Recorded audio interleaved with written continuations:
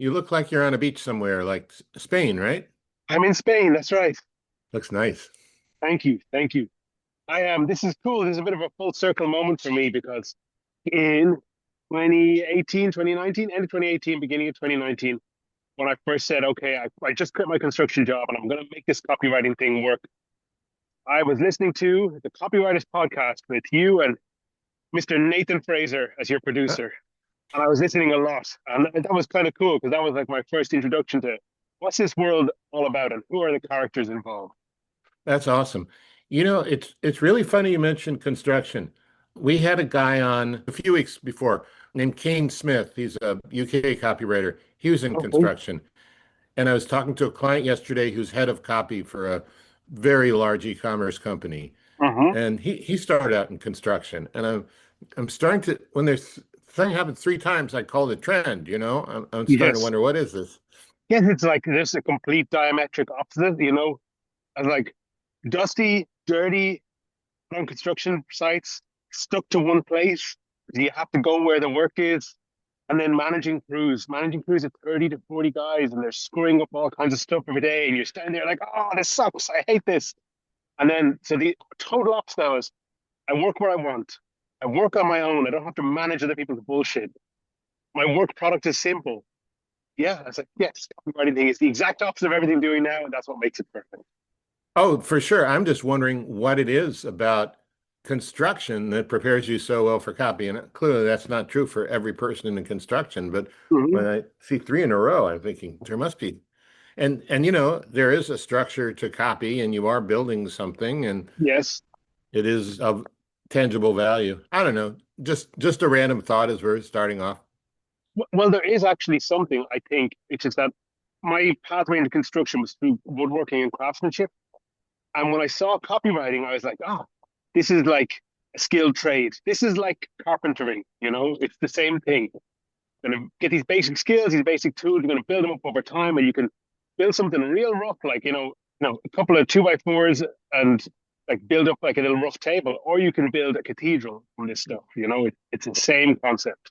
Well, yeah, that's interesting. I like that. That's very cool. So that podcast, it's been running a long time. How long is it? How many years has it been? 8 years. Okay.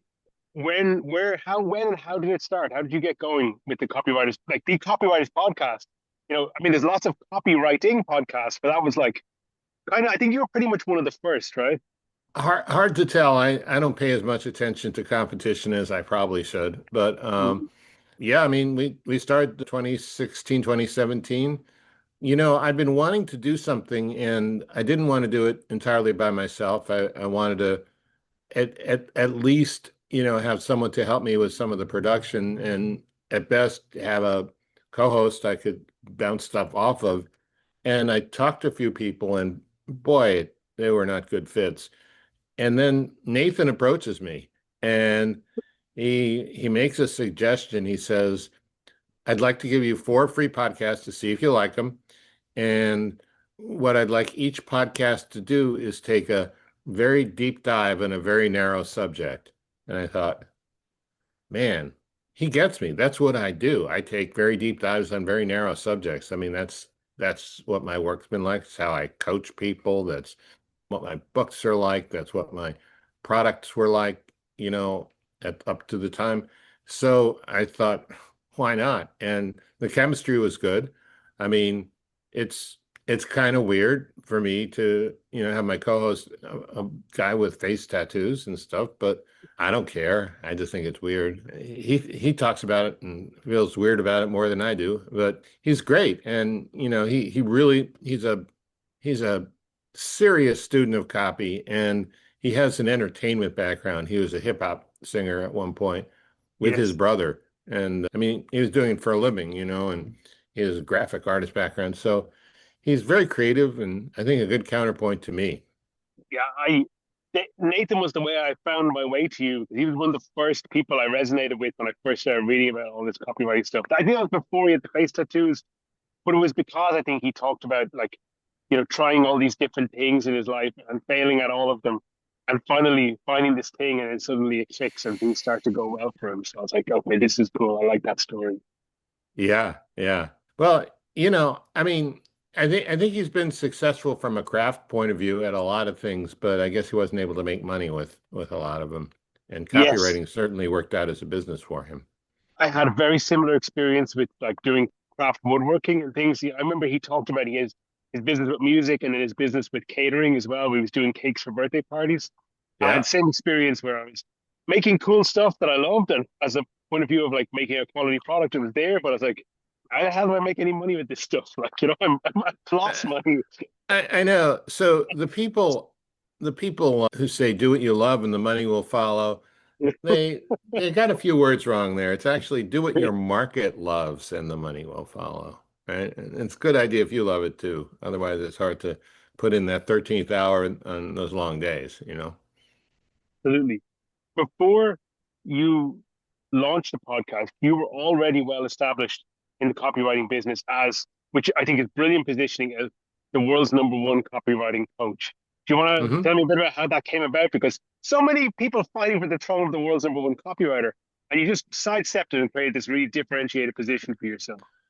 Well, for one thing, I'm not the best copywriter. I'm a really good one. I have 10 guys and yeah, they're all guys. I have 10 guys on speed dial who are better than I am. Okay. And some of them I'm even friends with. And what I found, see, when I first started, so I started copywriting, I had this huge win that I will never replicate, that most people can't replicate either. I wrote one letter that made $80 million for a small Whoa. business. But, typically my letters don't make $80 million. I've had, another $1 million letter there. I did a lot of letters, six figures.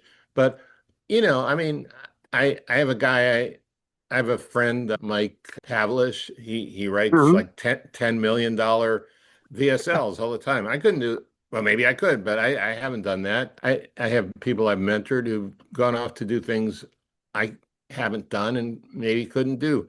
But what, so I started writing copy, and then I looked at the market and I saw, there are a few people who have these enhanced reputations, not because they are better copywriters, but because they have products. I mean, Albert, certainly had I mean, he was a great copywriter, but he had his newsletter, he had his seminars, and then the tapes of the seminars. He probably had other things. And I noticed there are a few people. I said, well, I can see that, and this is a long time before everyone was a product creator. I said, this will help me with my positioning. So as I did that, I discovered I was a very good teacher, which I really didn't know at the time. And we're talking about like the 90s here. We're talking a long time ago, 90s, the early aughts. And then people started asking me, could you teach me? Could you coach me? And I started to do that. And my whole life, I'm a little out of order chronologically here, but even before I started copywriting, I'd had a coach. It was like one of the most important relationships in my life. Now, he was not a copywriting coach, he was a sales coach, a negotiation coach. Hmm. But what I learned from him, both in the way he did things and the ideas, really translated into copywriting well. And so I started doing it, and I started helping people get incredible results, frankly, better results than I had gotten myself. And I realized, well, that's not a copywriter, that's a coach. And I even took it to the next level. I went back to school. I got an advanced coaching certification from at a PhD level, which was largely bullshit. But I did learn, I mean, because one of the things they said, and this was more for executive coaching or life coaching or something kind of vague and inspecific, they say, well, the client always has the answer inside them. You just need to ask powerful questions. Well, the answers a lot of beginning copywriters or even experienced copywriters have inside them are totally wrong. And so, maybe when an executive is trying to say, should I cheat on my wife or not? I don't really know. Well, maybe deep inside him, he knows. And rather than the coach saying, no, you shouldn't, or yes, you should, the coach say, well, let's explore that. But for copywriting, some of the things could use that approach. A lot of it is more like a 14th century apprenticeship type of situation.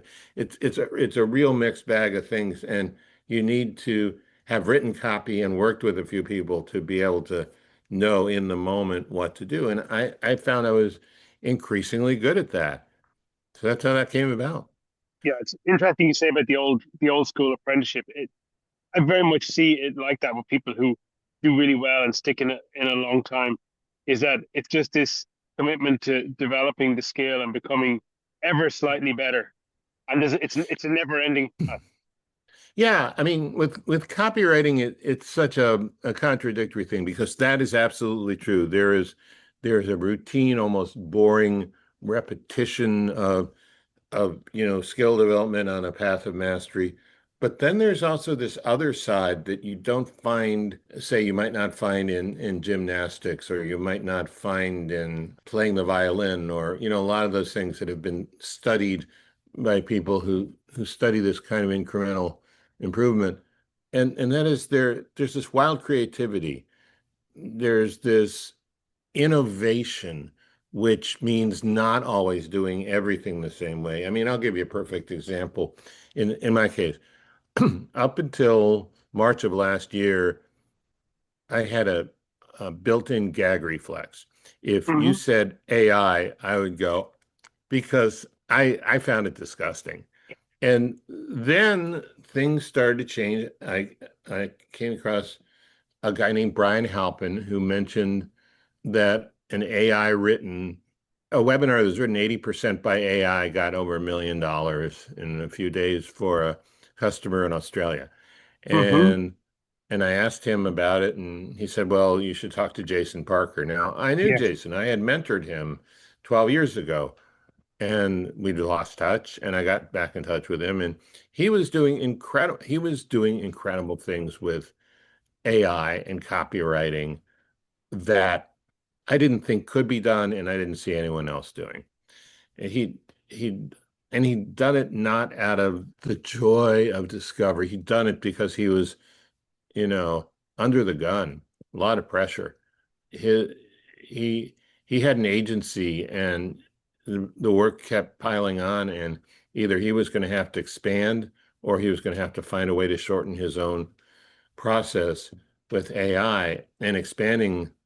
He just didn't want to manage all those people, and the margins are thin, and the agency Yep. business is so unstable. So he spent hours and hours and hours and hours and hours figuring out how to use AI. And I mean, he really went at it like a mad scientist, but he made it work and got huge millions of dollars of sales results over and over again. And then he opened up a mastermind, and he was teaching other people how to build bots, AI agents, like he was doing. And so Nathan and I had him on our show, and with what he told us, what we saw, we said, well, we don't know how to do that, but we want to know how to do that. So we joined the mastermind. And then, I have a big mouth, so I kept talking during the mastermind, and in fact, I was the one who named it a mastermind. He was calling it a master class. I said, this is about all the all the other people talking. There's a master class and a mastermind. And then he invited me to be a business partner with him on that. And Oh, now, amazing.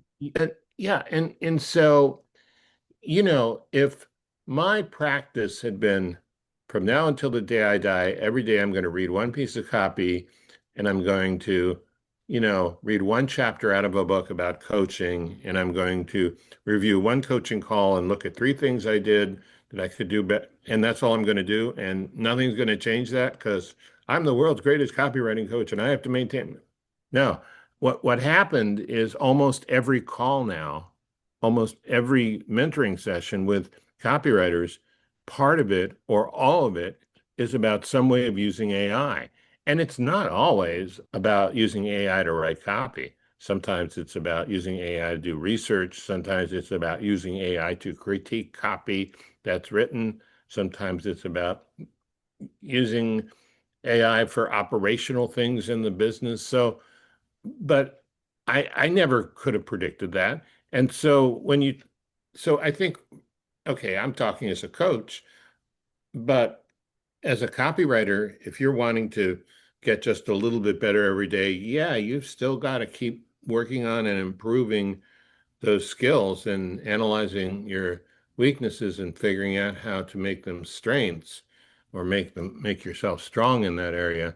But you've got to adjust with the times. I mean, it was the same thing with the internet, around the year 2000. A lot of people said, no, the internet, but the people who were smart and who survived and who made money, started to figure out how to use the internet as part of their business.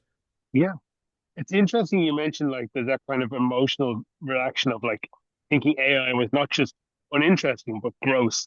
And then you've had a through working with good people, you've come around to thinking actually, this is a super valuable business tool. It's not just from saying I'm not interested in it to I like it. It's actually I hate this to oh wow, this is awesome. Do you remember what it was that like was there a particular moment or something he showed you that made you say, oh shit, I actually this is not what I thought it was before. Sure. Well, I do. And the reason I found it so disgusting is I had a few friends who would show me stuff by that AI had written, and they were Hmm. so proud of it. And I said, this would never work. I mean, this is awful. I mean, it was worse than the stuff we're seeing now that's clearly AI.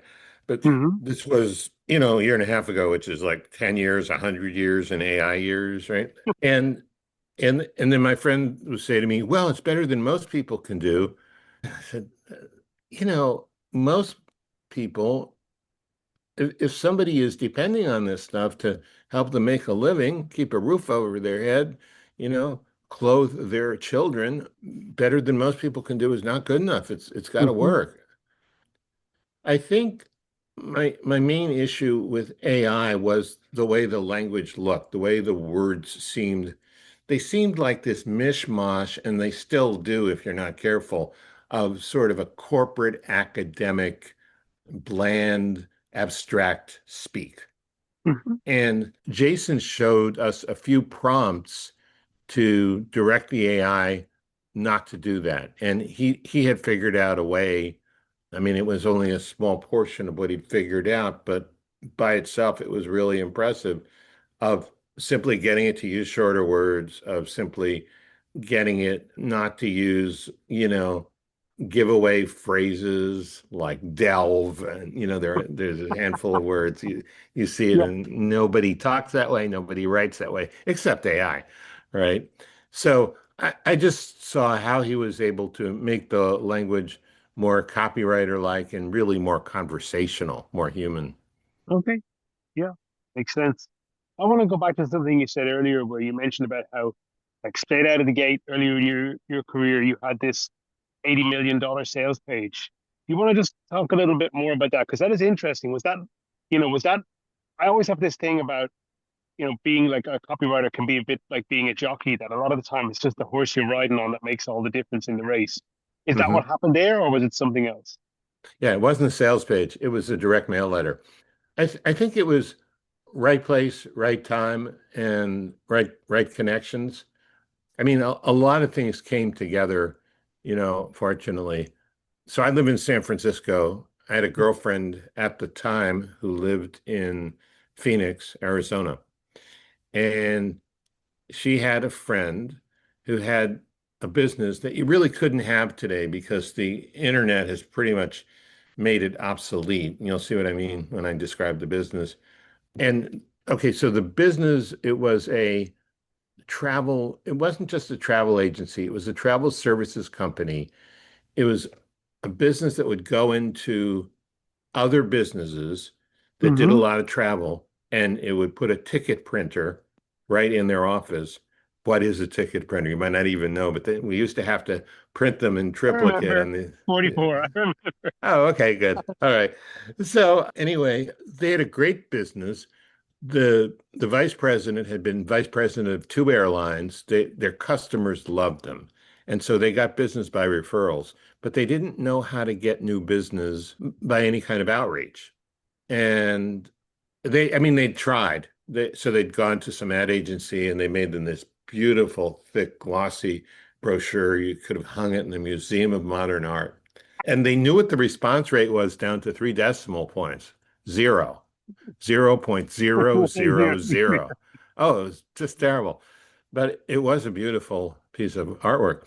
So I put together this letter and I had a guy named Glenn Osborne who kind of came into my life and then disappeared. It was almost like the mentor in the movie that, just comes out of the clouds and disappears back into it was weird. Very Mm-hmm. nice guy. Never asked for anything back. Of course, I made $300 on this letter, so I guess I didn't ask for anything back either. But that was a long, long time ago. But anyway, we figured out that telling people about the service was not was not going to help. What we needed to do was give them a reason to have a meeting with Bonnie. Bonnie was the CEO. Mm-hmm. And if they could talk with her, they'd probably buy. So we I think this is like the one most important thing I did.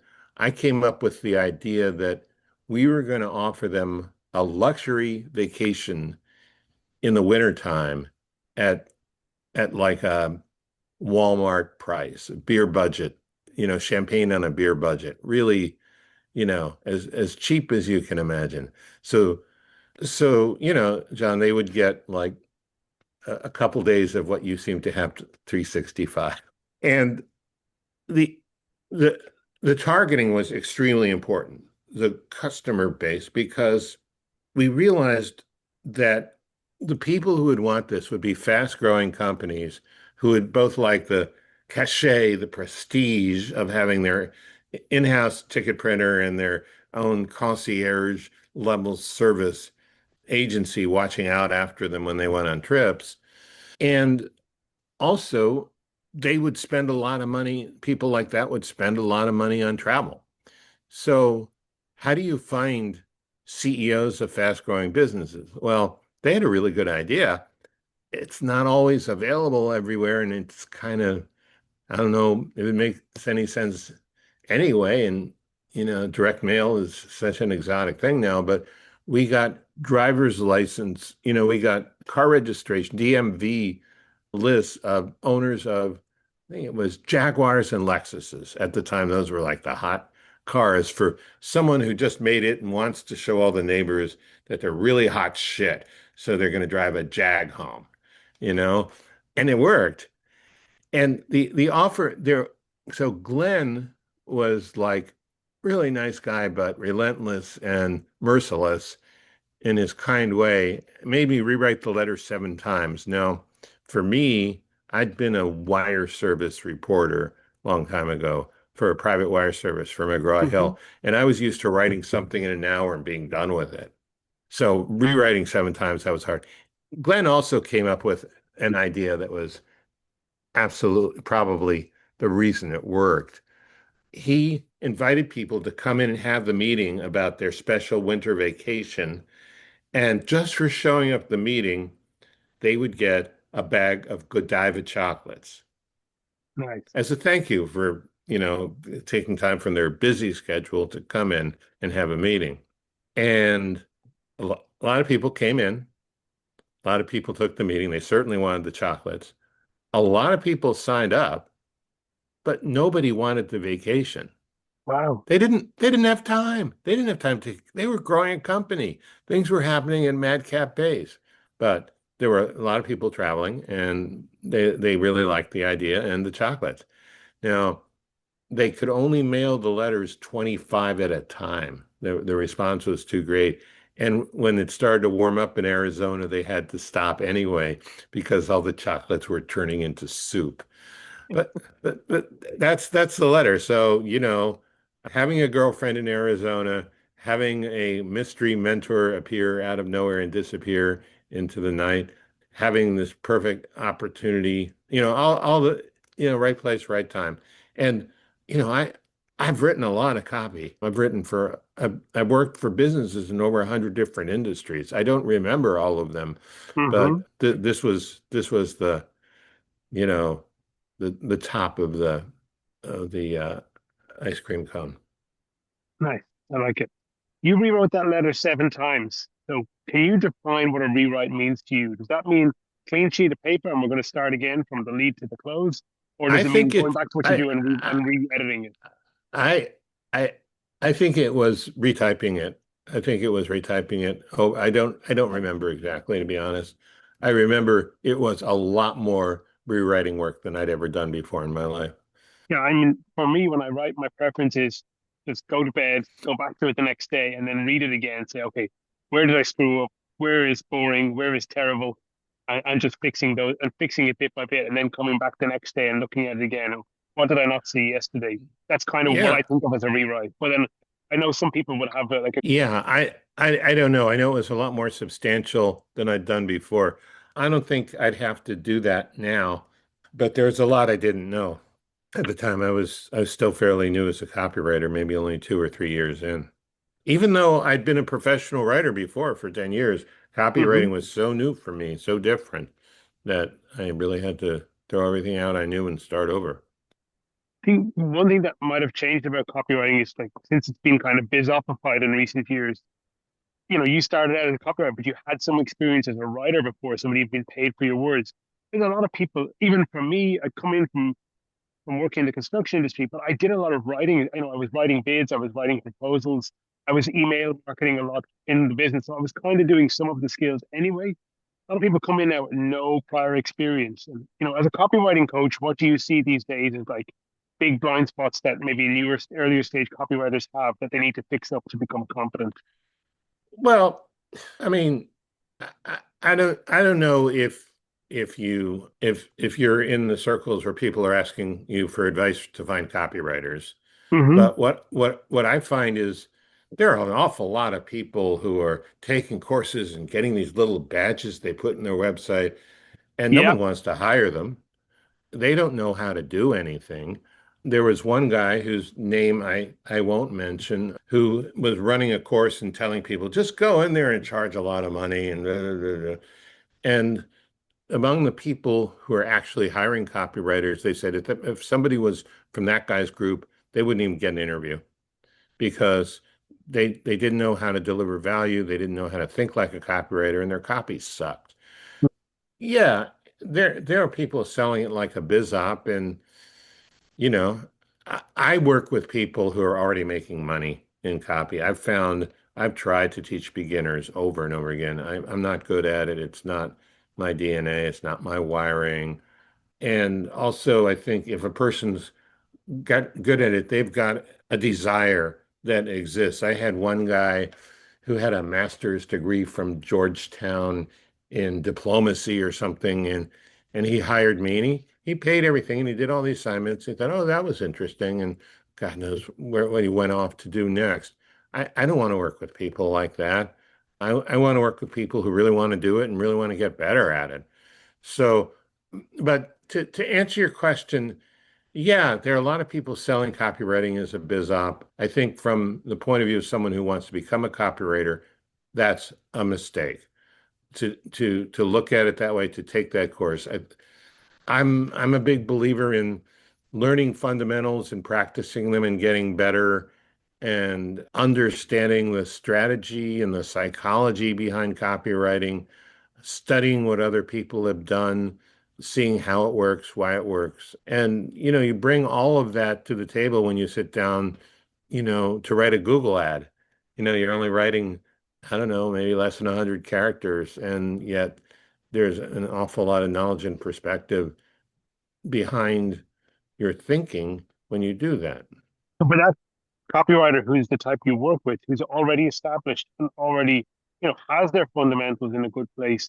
Um, They no, they don't always have the fundamentals. I mean, one guy I started working with recently, very successful. He doesn't have imposter syndrome. He is confident, but he says, I don't really know the fundamentals. And I he didn't use the word backfill, but that's the word that comes to mind. He he wanted to understand what he was doing and why, even though it was working. He mhm. he couldn't like point to a principle. He wanted to have a framework. So I So, I mean, copywriting is a funny thing. It's not like architecture or law or engineering or medicine or something like that, where there's this established body of work and a same training process everyone goes through. People come at it from all different ways, often out of necessity, sometimes by accident.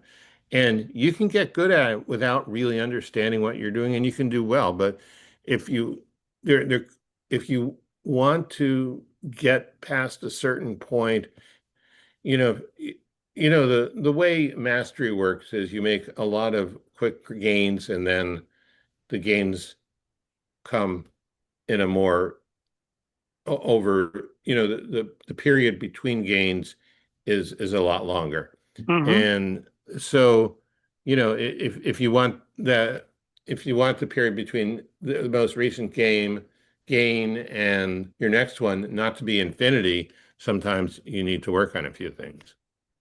Excuse me. Yeah, Sure. what do you find actually helps people to have a breakthrough if they're in that stage where the early gains are gone, they're plateauing? Where do people typically find breakthroughs in the work? It varies so much by person, but usually it's when they realize that they have some skills that they haven't been acknowledging, and they learn to. I'm not going to be able to answer this in a very concrete way. Let me see if I can give you a better example. I don't know. I know for me, y- I'll usually get a breakthrough. It's like if I'm working, it's like if I'm working very consistently on one thing and I'm just focused on it, I'll get a breakthrough in another area. I mean, sometimes it comes with a combination of applied work and consistency in one thing that somehow the unconscious mind puts together something new and entirely different. Maybe it's not new and different at all from the point of view of the unconscious mind, but from the way I see it. That's such a hard thing to answer. All I know is if you keep working on the fundamentals and you keep looking for ways to expand your creativity, to find new ways to look at things and new ways to do things, that's probably your best bet for getting breakthroughs. Nice. Yeah, I mean the thing about the unconscious mind is so true. It's the classic the shower thought or the problem that you've been sitting at your desk all day and then you go walk the dog and the idea comes to you before you get back home from the walk. Those Yep, kinds of things seem to just open up a part of the brain that maybe gets stale after a few hours sitting on your ass looking at a screen. absolutely. Yeah, I mean, you generally don't come up with breakthrough ideas when you're concentrating and working too hard, but you often do after you've been concentrating and working too hard. Yes, yes. Then you mentioned the idea of expanding creativity generally. Do you have suggestions or techniques that can help people broadly to actually become more creative, even if they don't naturally feel themselves as a very creative person? Yeah, I mean, so many. I think the best way to answer your question is to start with what creativity is. Yes. So, okay, so creativity is generally taking two things uh, and putting them together in a way they haven't been put together before. Oh, look, I have a, oh, look, I have a T-bar, right? I mean, I mean, that's the first thing to understand that most creativity almost all of it is not something that comes out of thin air or out of no context. And some of the most creative people are some of the most informed people. And being informed doesn't necessarily mean just knowing about your product. It might be about knowing about the composition of the different beach sands in the Mediterranean.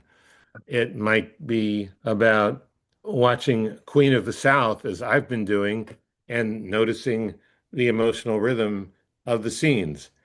It, I mean, it's like the unconscious mind notices patterns, and sometimes there's a very interesting pattern in something entirely different than what you're writing copy about that could be really useful in what you're doing, and you just never know where you'll find it. Another thing about creativity is learning how to reframe.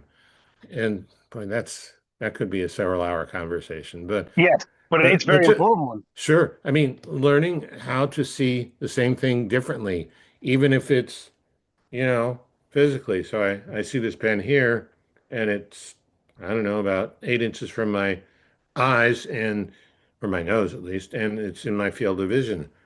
I see the pen here and it looks very big to you, but it looks a lot smaller to me because it's very near the camera. I mean, that's a very simple way of doing it. Or, I see the pen as part of an array of different colored pens of the same type, right? Or I see a pen that you're holding, which looks different than the pen that I'm holding. Hmm. So there's so much to it. I've done a lot of podcasts on creativity, and I'm I'm a little embarrassed to admit I don't remember most of the things I said on them in this very moment. Okay. It's interesting you mentioned about reframes specifically because I do love reframes. I mean, they're, I think, one of the most enjoyable parts of doing marketing and copywriting is when you come up with a good reframe and the little thrill of pleasure you get from that experience. And I think back to when I first, first not even heard about copywriting, which I didn't find out about for a couple of years because I grew up in Ireland, and I guess it's just maybe growing up in the US. I think US business owners are very much more positive about marketing, and they understand the need to buy marketing, invest in marketing. And maybe the part of the world I grew up in, people are less. There's a less of a positive sentiment towards marketing generally. But the way I found out about persuasion and reframes was through a chap named Paul McKenna, a British stage hypnotist. You may have heard of him. Heard his He's name, yeah. connected. He's connected with Richard Bandler, who's the founder of NLP. Sure. And I had had a really negative interpersonal experience where I'd been pretty like manipulated by somebody I knew and hadn't seen it coming. And out the other end of that experience, I was like, how did this happen? How did he kind of get me to just twist? How did he subtly twist things that my perception of reality was affected by it in a way that I was completely wrong and he was bullshitting me and I just didn't see it coming. And that's how I found my way to Paul McKenna and he started to talk about reframes and about, reframing experience and trying to figure out what good can come of it. And it's just interesting to look back on it all these years later because the ultimate reframe of all that was that this experience led me years later to a completely different career. And that this good thing that this piece of curiosity that may have never happened if I hadn't had that bad experience all those years ago. Yeah. Well, I mean, certainly, I mean, and it sounds like you've done it in a productive way. I mean, there's this expression, being a Pollyanna, where you reframe everything as positive when sometimes you shouldn't. Mhm. But I don't think that's the case with you. I think what you said is appropriate. So yeah, there are a lot of skills, but I mean, creativity sometimes is just finding a better approach or a better point of view to solve a problem, you know? Yes. I want to return to AI for a little bit now because Sure. you've gotten into AI through working with Jason Parker and then through actually now being a partner in the mastermind that he runs for AI. How has what you've learned about AI this year impacted your coaching practice when you work directly with copywriters and help them to up level their skill? Oh, quite a lot. I mean, what, what AI has done for me is, I would say, forced me or gotten me to look at almost every activity kind of like the manufacturing guru Edward Deming did. He Hmm. he looked at everything in terms of processes. And I realized that there are some logical thinking processes and some structuring, organizing processes that I don't particularly like to do, and a lot of people don't like to do, and AI can do just as well or better. There Hmm. are some more aesthetic, subjective, strategic things that I still think people can do a lot better than AI most of the time. But when you break any one thing down into not tiny pieces, but segments, and you can figure out where's the segment that takes the longest, where the person is adding the least value if a machine did it. Hmm. So I'll give you an example. I mentioned this guy, the head of copy for a really large e-commerce brand. His business is growing, and in my coaching, we go through fundamentals in a pretty deep way, especially for the first 4 or 5 months, using a particular book and a proprietary method that I developed to really ingrain the stuff almost at a tendon level, neural pathway level. And he said he said that he'd like to do some trainings for his people, and he understands he couldn't use my proprietary method, but maybe I could help him figure out a way to use some of the source material, which is a book that's, very readily available. It's not my secret private book. I didn't even write that book. And so I said, sure. And so I had this flash of insight that I happen to have a PDF of that book, and I bet I could write a prompt that would create a quiz from one chapter. And I had to figure out what kind of quiz would require the most learning in order to answer it. It would be an open book quiz, but they might have to go back and read something to answer some of the questions. And it was 11 questions, and it's a really good quiz. I didn't have to edit it at all. I did have to think a lot about what the purpose of the quiz was, what I wanted the quiz to do, to measure, to encourage learning for, to orient the students. So all of that stuff, if I had just fed the book into ChatGPT and say, write a quiz, I would have gotten a piece of shit. Yeah. But I said, this is exactly what I want 11 questions. I want 7 questions. So I did a lot of that part that I can do better than ChatGPT. Then ChatGPT came up with a wonderful quiz, which required zero editing. And then I thought, well, maybe he'd like to give a presentation too. So I said, okay, go back through the same chapter and, put together a half-hour slide presentation and write me a script for it. And it should cover this kind of material. I mean, I gave it some parameters and came back with a PowerPoint that was perfect. It didn't need any changes. The only changes that some of the letters ran off the slide, so I had to move them over. I didn't have to do any editing. I mean, to me, that was amazing. But what was more amazing is I don't have to do that for the other lessons. I just gave him the prompts. And I talked to him yesterday, and he said, yeah, it works perfectly. It works really easy. So, I mean, that's like one example of, now that's not copywriting. That's actually Mhm. management training, management team training, right? I mean, there are so many.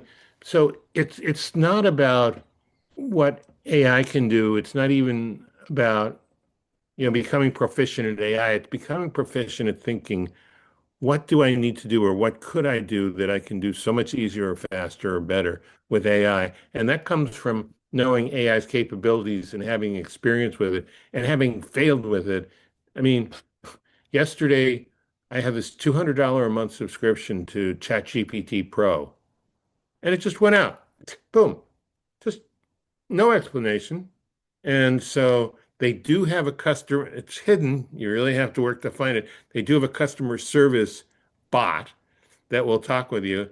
And it turned out that because my credit card had dinged on the 25th on Sunday, like it was supposed to, but because banks were closed in the US and other places, apparently it was a UK bank holiday too yesterday, the payment didn't drop through to their account. They assumed I hadn't paid, so they cut me off. I mean, that's ridiculous, but that's also part of the game. And today it's Tuesday as we're talking, and the $200 a month pro subscription is back. So, it's life. Yeah. I mean, well, from I think the thing you've said kind of dovetails sort of my beliefs about it, that the strategy and planning is still a human skill for now, and it's where the machine excels is in basically giving us much faster execution than we could possibly do by ourselves. It's becoming like a cybernetic extension. Okay, can I put you through a little process? I promise it won't be too embarrassing or Of abusive, course. because I want to show you something else too. Have you ever gotten drunk at a bar and made a fool of yourself? Oh yeah. I'm Okay, Irish. Come on. okay, okay. I'm sorry if that was like a redundant question. Okay, have you ever fallen in love? Yes. Have you ever seen a sunset and gotten chills? Okay. Have you ever had a catch with your dad? Football, soccer ball, Same thing. Okay. same principle. Have you ever cut your knee or your elbow or your hand? Oh yeah. Okay. And Stab each of myself with a those, chisel. Woodworking. okay, that's definitely amazing, scary, and yet you still have all your limbs and digits and toes and Still got them all. hey, 8 years in construction, and I kept them all. Thank God. that's pretty amazing. Okay, so those five things I asked you, you have emotional attachments and experiences with them, and if we really talked about it, you could tell me a lot more, right? Yes, of course. Okay, ChatGPT has never done any of those things, never Hmm. had any of those things. So it can't have the actual relatable human experiences and emotions that you have. Yeah, And for those five things, there must be 500 or 5,000 or 50,000 in your life and everyone else's life. And I think no matter how much it starts to simulate and absorb all these things, it's never going to quite get to the same level of authenticity and specificity and emotionality that you might be feeling if you think about any of those five experiences. yeah. It's interesting you bring that up because I'm kind of curious about when is it going to get to that stage where, like, I don't know. There's probably some good movie examples. Maybe like in the movie, I'm just trying to think about like, is there a character? Probably there's probably a Star Trek episode or something sci-fi where you have that android character who doesn't realize that they're not a human and only finds out because they've had some kind of a backstory implanted into them that's kind of masked that. And I can only imagine that there's going to come a point where they're going to say, okay, we need to give this thing real personality that is convincing to humans. And the obvious way to do that is to fool it into having a history, a personal history, and a belief that it's had experiences. I mean, that's probably exponentially more I, sophisticated as now, but it's coming. I think that's exact. I mean, if I were going to do it, I'd do it the same way. That sounds pretty good to me. But I don't know. I'm not worried about it. I mean, remember there used to, and well, you don't remember, neither of us do, but there used to be monks who would copy scripture by hand, and then Yes. Gutenberg came along with the printing press, and then that was the end of the world. And then, you know, writers would write, and all kinds of people would write by hand, and typewriters came along, and that was the end of the world, and then so forth and so on. So, there will be changes. Here's what I say about copywriting and AI. AI will not replace copywriters. However, copywriters who know how to use AI will replace copywriters who don't. Yeah. And copywriters who are at the top of their game reputationally, who execute with AI now, are vastly more productive than they could ever have been before. And they're eating more of that top 10% market share for themselves in a way that, That's true, but my friend Mike Pavlish posted this on Twitter, so I'm not breaking any confidentiality when I share it. Those people, and maybe I'm probably in the top 10%, but not nearly. He's like in the top 1/10 of 1%, maybe. hmm He said that he made a mistake with AI. He got lazy and he stopped doing some of the key thinking, and his copy suffered. And he realized it. I mean, we're all vulnerable to this. We're all humans. I mean, writing in and of itself is very unnatural, in terms of the way you have to. If you listen to the way people who aren't practiced writers or orators or communicators talk, it's very little like the way we actually write. And yet the way we write is, still can be very effective and authentic. And so writing is hard enough, copywriting is even harder. And there's a tendency, if you've been like exerting your brain like you're, you know, sorry, like deadlifting 500 pounds or whatever for years and years and years, and all of a sudden you have this machine that's going to do it. You might let up entirely, put up your feet. And I think Mike was very brave and generous to mention that it, you can't do that. And and we've all found that. I mean, all of us who know something about writing and who've used AI have found there has to be a balance between, I say the quality of your output depends a lot on the quality of your input, and the quality of Mm-hmm. your input, it embeds a lot of different ideas and things within it. Yes. And my last question for you today, David, I want to know about your Pinky in the Brain hack. You've been wearing that for years. Tell me the story. I really got into Pinky and the Brain when I first learned about it. I mean, I think it's my favorite cartoon show. And then my girlfriend started finding these vintage Pinky and the Brain hats on eBay and started buying them. And so let's see, that's one story. Another answer to your question is, well, the brain represents the conscious mind, and Pinky represents the unconscious, silly mind. And that's you need that combination together to write good copy. But that's kind of the intellectual justification after the fact. I just like the characters, and when I got the hats, I'm not blessed like you to have so much hair in my head, so I figured I'd cover it up. No, I haven't seen the cartoon or whatever, but I remember it from being a kid in the 90s. Yeah, the two mice, like the very smart, scheming one, and then the kind of Well, the they're dumb but laboratory decent one. mice, and when they spliced their genes, they suddenly became super intelligent, and they try to take over the world every night. And they meet with world leaders, and they concoct all these elaborate schemes, and every time it fails, and they end up back in their cages by the end of the night. So that's the story. David, It's probably the story of humanity. I mean, there are a few people who escape the cage and truly do take over the world, but most of us don't and are probably happier for it too. yeah. I mean, uh, you haven't taken over the world, but looks like you're in a pretty good place. I was more about kind of just like escaping the rat race. We're talking about rats, Well, and you things got what you go. wanted, And I, right? And then some. I'm pretty much I'm sort of 9/10 of the way there. There's a couple of things I need to tweak to get that last 10%, but I'm feeling pretty good about where things are. Everything Good. I had this dream that I'd wake up and I'd see the sea, and the sun would be rising in front of my window. And I decided I was going to move to Spain with my wife a couple of years ago. We're going to do this. We kept procrastinating and put it off. When the time came, then we started to look for a place. And finally, hadn't actually been here, and we were thinking, oh, we have to go there and then find a place to live. But I just kept looking and looking until I found one place. And when the lady showed me the pictures, and I saw the pictures, and oh, that's kind of like my dream. And then we did the viewing by WhatsApp, just on a video call. She walked me around the apartment. This is the apartment. I was like, damn, like look out the bedroom window, and like the sun rises over the Mediterranean right in front of the bedroom Wow. window. So I Nice. was like, oh, that's my dream. So let's make the dream come true. It's very affordable. Let's do it. And so here we are. Wow. That's fantastic. What an inspiring story. Thank you. Thank you.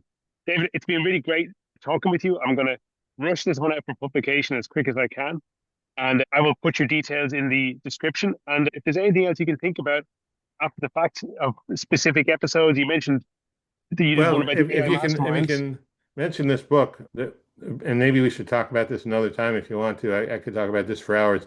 This book is about the stories we as copywriters use, not heroes' journeys, but little stories, little case studies, little empathy stories, little this, little that. And I published it a couple years ago, and I want to sell more of them. So if you want Put to, it back up.